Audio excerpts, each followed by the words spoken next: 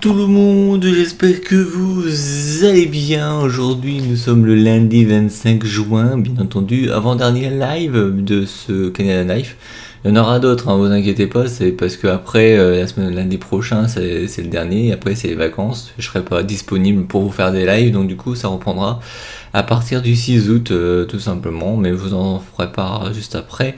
Avant de commencer le thème d'aujourd'hui, de comment survivre à Montréal, donc le logement, vous savez très bien que normalement j'essaye de voir pour partir l'année prochaine pour faire des cours d'anglais pendant les 3 mois. Le problème c'est que évidemment, merci Pôle emploi et merci les ressources d'argent que j'ai et que je peux pas trop avoir, je suis obligé de réduire encore mon séjour.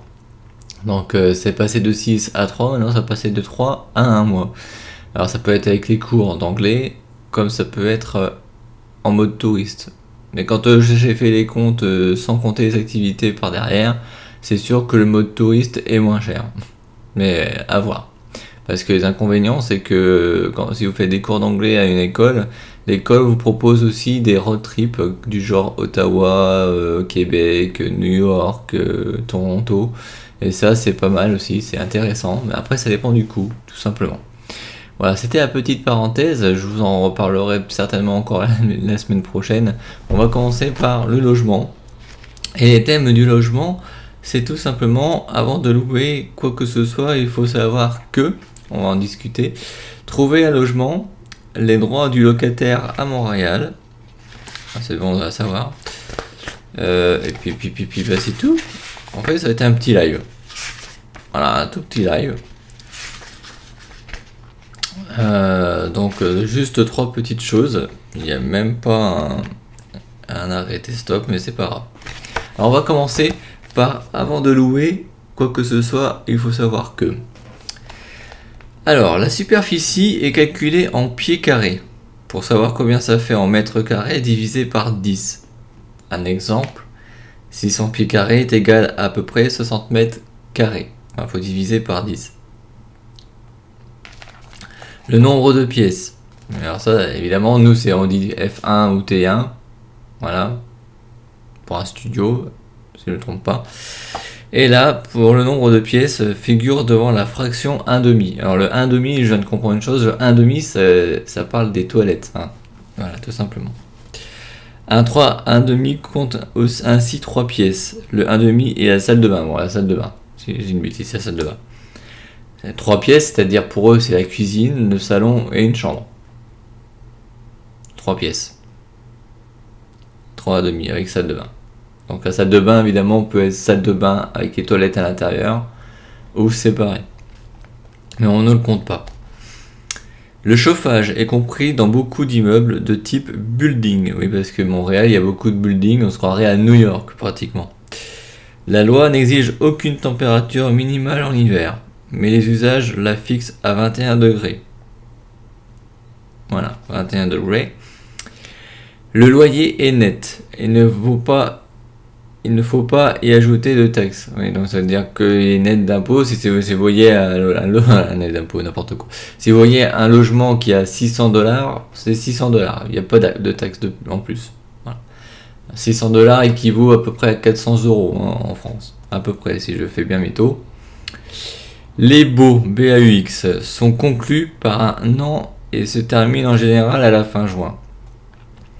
Contrairement à ce qui croient beaucoup de locataires, y compris québécois, la résiliation du bail, même avec préavis de 3 mois, est interdite sauf cas exceptionnels. Notamment si votre sécurité ou celle d'un enfant qui habite avec vous est menacée en raison de la violence d'un conjoint ou d'un ex-conjoint ou en raison d'une agression à caractère sexuel, même si l'agresseur n'habite pas avec vous. Voilà. Vous pouvez bien sûr négocier un arrangement amiable avec votre propriétaire qui vous laissera partir pour autant que vous trouveriez un remplaçant. Oui, imaginons que vous avez trouvé un autre logement un peu plus sympathique et tout du logement où vous êtes. Et ben avant de pouvoir partir vivre dans l'autre logement, il suffit tout simplement de trouver un remplaçant. C'est-à-dire que vous pouvez trouver quelqu'un qui voudrait vivre par exemple à Montréal, ou quelqu'un qui vit à Montréal, ou qui vit à l'extérieur de Montréal mais qui veut vivre à Montréal et qui cherche un logement. Dites bah tiens, et si c'est un ami c'est encore mieux. Dit tiens, je vais céder mon bail bientôt parce que je vais vivre ailleurs, est-ce que ça t'intéresserait de cet appartement là? Puis après vous faites ce qu'il faut, les papiers et tout, pour un accord quoi, tout simplement. Il est possible d'échanger votre appart à Paris contre un autre à Montréal. Ah bon?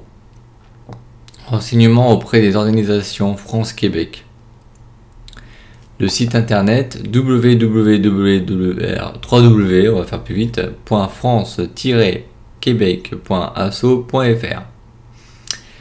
Homelink INTL www.homelink.org ou Intervac www.intervac.com et bien sûr le www.craigslist.org.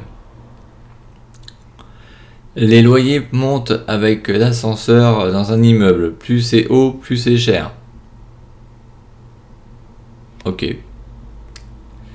Par exemple, vous êtes au rez-de-chaussée, vous payerez, je sais pas moi, 400 €. Si vous voulez habiter au 12e étage, ça sera un peu plus cher. Ça peut être 1200 $. Enfin, 600 $, hein, voilà. À 1400 $, ça peut être plus, je sais plus. Voilà. La plupart des propriétaires repeignent l'appartement avant l'arrivée de chaque nouveau locataire. Ça, c'est un peu normal si vous voyez qu'il y a un truc qui va pas dans l'appartement, que ça s'écaille. Par exemple, moi je me rappelle quand je suis venu vivre ici, figurez-vous que c'était pas comme ça à la base. Hein, ils ont retapissé, ils ont mis un peu de papier peint. Bon, on voit pas très bien, mais moi je vois les limites, hein, de toute façon. Comme quoi ils ont refait le papier peint. Hein, donc du coup, le locataire et le propriétaire le propriétaire surtout peut refaire le logement avant l'arrivée d'un nouveau locataire. Ce serait encore mieux s'il savait peindre. On dit peinturer, en québécois on dit peinturer quand on voit le résultat.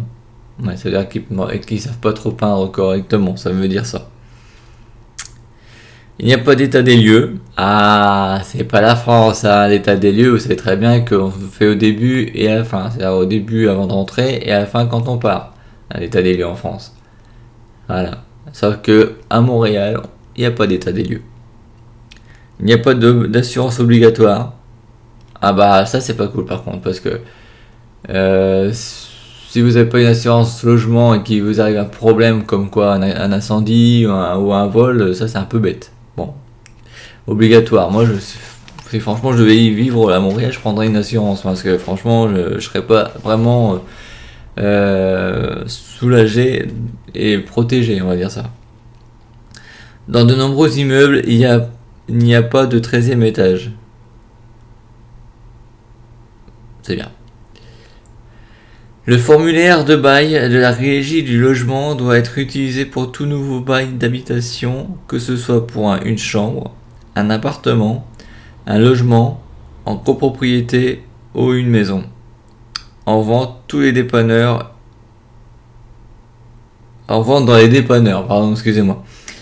et les pharmacies bien sûr.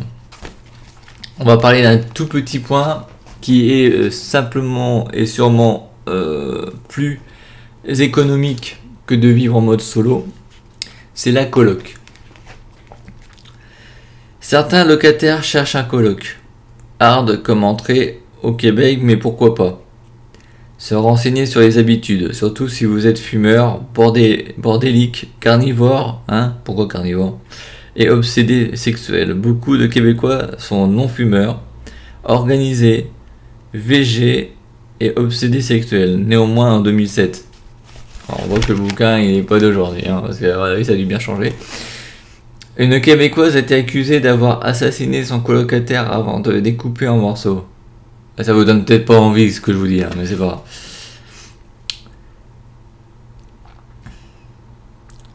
On va parler du deuxième point. Trouver un logement. Par exemple dans les journaux. La presse, le journal de Montréal, le Devoir, Métro et 24 heures publie des petites annonces. Alors c'est des exemples de journaux que vous pouvez trouver en librairie. Hein, voilà. Et où il y a des petites annonces pour trouver un logement, ou ça peut être du travail ou autre. Ça dépend des journaux. Trois hebdomadaires publient également des offres de location. Voir ainsi que Our et The Mirror, faut aller voir sur le journal Our et The Mirror. Ils paraissent tous les jeudis. Voir a mis en... Ah, c'est un journal. Ok, d'accord. Expliquez. Comme dirait dans le Doctor Who, explique it. Voir et Our, voilà. Donc en fait c'est 3 journaux, donc Voir, Our et Mirror, The Mirror. Ils paraissent tous les jeudis, pardon, j'ai arrivé chef. Voir a mis en ligne un site payant permettant d'être informé plus rapidement. On trouve ces journaux un peu partout, notamment dans les bars, les galeries commerciales et certains commerces. Voir et Our se trouvent au 354 rue Sainte-Catherine-Ouest. Bureau 700. Mirror, vous pourrez aller voir ça au 465 rue McGee, 3e étage, bureau 100. Après, vous avez les sites internet. Alors moi j'en connais un site pour pouvoir trouver des logements. Alors déjà les premiers, alors il y en a 2, 4, 6, il y en a 7. Il y a le il y a 3w.acam.qc.ca. Vous avez le www.apartalouer.com.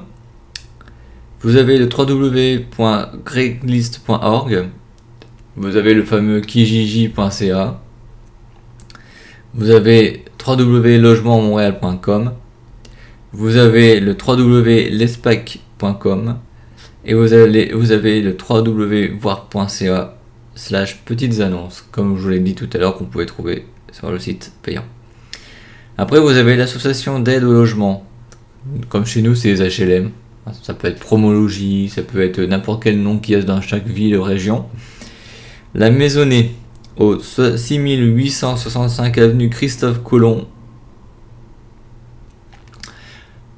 Voilà, tout simplement. Vous avez l'Objectif Québec, logement recommandé par les membres, au www.objectifquebec.org. Vous avez Rommel, regroupement des organismes du Montréal Ethnique pour le logement, au 6555 chemin de la Côte des Neiges, bureau 400. Vous avez Hirondelle, organisme d'aide aux nouveaux arrivants, 4652 rue Jeanne-Mance, au 2e étage. Vous avez le Centre des femmes de Montréal, donc ça c'est spécialement pour les femmes, au 3585 rue Saint-Urbain. Vous avez le Montréal Accueil, C/O Consulat Général de France, au 1501 McGill Collège, bureau 1000. Vous avez le CSAI, c'est-à-dire le Centre Social d'Aide aux Immigrants, au 6201 rue Laurando. Vous avez le regroupement des comités logements et associations de locataires du Québec. Il y a en moyenne un comité par quartier qui peut vous aider pour la plupart des problèmes locatifs. Les coopératives de logement proposent des appartements à prix réduit à certaines conditions. Le locataire doit, en plus de payer son loyer, prendre soin de l'immeuble et participer aux réunions de colocataires, qui a encore laissé entrer un original dans la salle de bain. Voilà un exemple de petite question. Voilà. Il faut être parrainé pour obtenir la liste des coopératifs. Le FECHIM, FECHI2M, au 3155 rue Hochelaga, bureau 202. Voilà, ça c'est pour les associations d'aide au logement. On va parler du dernier point, avec des petits points en dessous bien entendu, les droits du locataire à Montréal. Alors, il est interdit de demander au locataire une caution locative, sauf s'il s'agit d'un bail commercial. Voilà. Le propriétaire ne peut pas exiger de versement dépassant 1 mois de loyer. Il ne peut pas non plus exiger des sommes additionnelles à titre de dépôt quelconque, remise des clés, etc. Il ne peut exiger de chèque post-daté car c'est fréquent à Montréal. La présence de ce type de clause dans les baux est sans effet. L'assurance résidentielle n'est pas obligatoire. Le propriétaire peut demander la résiliation du bail en cas de retard de paiement fréquent, mais il doit prouver que ces retards lui portent préjudice. C'est sûr que si vous ne payez pas votre loyer, on peut se faire éjecter, c'est sûr. En cas de non-paiement, la procédure est la suivante. Le propriétaire doit adresser une requête à la régie du logement en vue de demander l'éviction et ou le paiement du loyer. Le locataire dispose alors de 10 jours pour constater par écrit. Si le locataire paie avant que le jugement devienne exécutoire, à peu près un mois à compter de la décision, il peut éviter l'éviction. Alors l'éviction, ça veut dire tout simplement l'éjection, se foutre le locataire à la porte. Voilà. La régie du logement, un organisme gouvernemental siégeant comme un tribunal, loge dans une pyramide au sein d'un village olympique. Le loyer doit être pharaonique. Village olympique, pyramide ouest, au 5199 rue Sherbrooke-Ouest, bureau 2095, ou au www.rdl.gouv.qc.ca. Voilà. Comme je vous l'ai dit, c'était un petit live, on en a déjà terminé, on a fait les 3 points, c'était super rapide.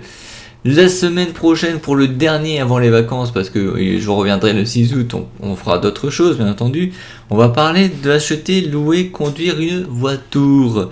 Et avec ces points-là, il va y avoir beaucoup de choses à dire, je pense, comme acheter une voiture, pour éviter les surprises, l'immatriculer, l'assurer, louer une voiture, la partager, la conduire,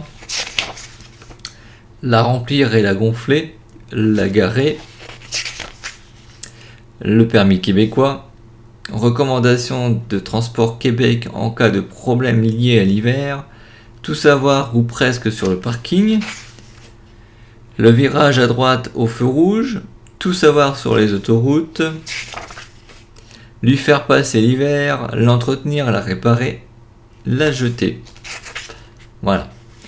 Donc il y aura beaucoup de points qu'on va aborder sur le permis. Et pour le retour du 6 août, on parlera des taxes, mais ça je vous en parlerai la semaine prochaine, tout simplement. Donc concernant la partie, pour moi partir, disons que je suis en train de voir les activités que je vais faire pendant à peu près, si je compte bien,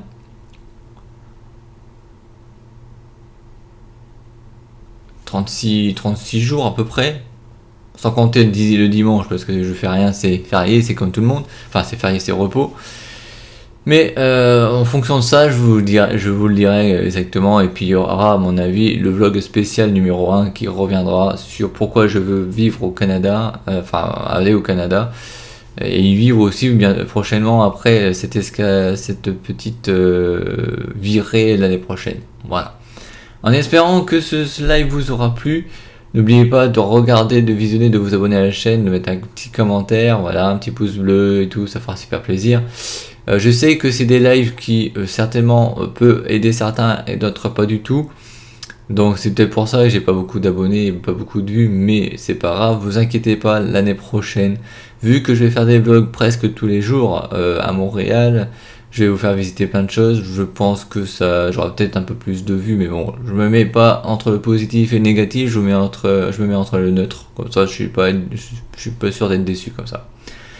En tous les cas, merci à tous. On se retrouve la semaine prochaine pour la dernière avant les vacances. Ciao.